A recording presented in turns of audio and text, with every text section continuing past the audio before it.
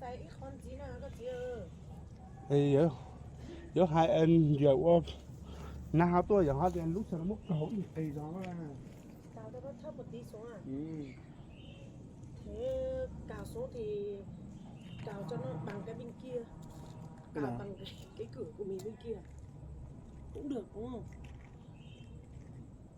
Cào gần bằng cái sân của mình bên kia đúng không? Như vậy thì thật quá. Cái này thì cái xay này thì kệ sau mối xay cũng được mà mai cứ làm bỏ máy làm xong xem thế nào đó. Ừ.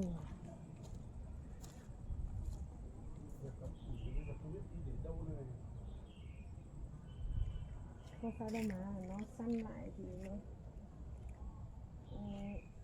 có cái cho đem trái một tí kia đó thì không biết cho để có sẽ e nhá ôi trời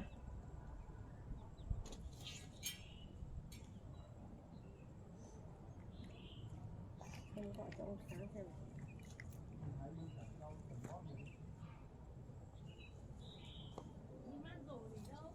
đấy đấy